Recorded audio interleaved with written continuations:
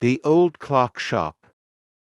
Christmas Eve had arrived, as last-minute shoppers were going home. A thick, white sheet of snow lay over Salt Lake City, USA.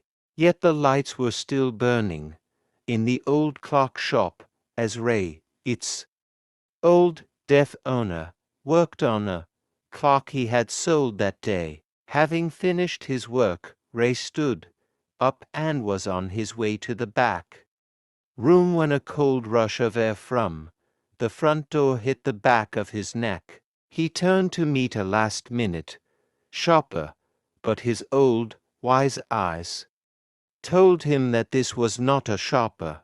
He saw two men, one in his 20s, the other closer to 50. The younger man remained at the door. The older man approached the counter with no sign of friendliness in his eyes. Ray was able to hide his growing fear as he slowly pushed a notepad and a pencil across the counter. He smiled at the unfriendly face, then pointed to his ears and shook his head from side to side. A quick look of surprise changed the man's face as he studied the notepad, then turned and said something to his friend. Ray used the chance to look closely at the man, paying attention to the shape of a gun and a restless hand in the man's right coat pocket.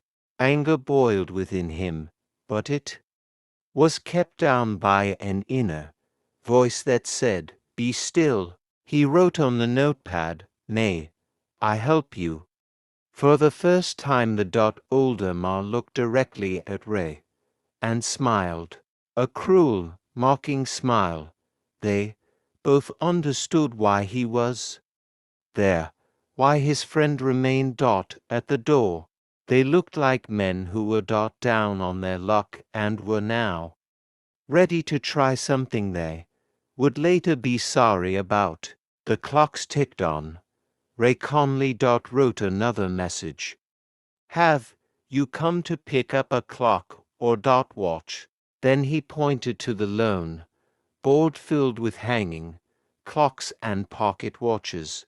He was not a pawnbroker, but at the same time couldn't say no to the needy people who placed their old watches or clocks before him for anything they could get. He loaned more than he should.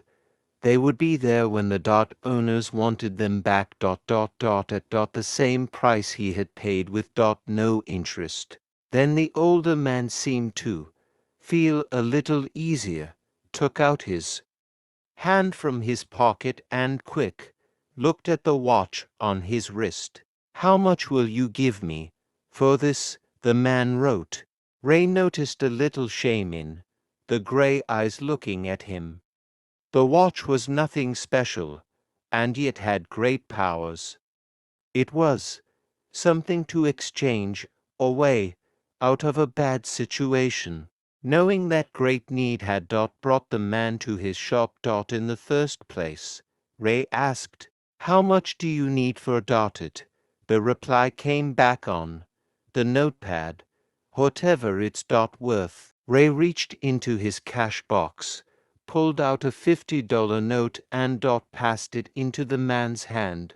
As they shook hands, Ray looked into the man's eyes. They seemed to say, "Thank you." They both knew the watch wasn't worth that much.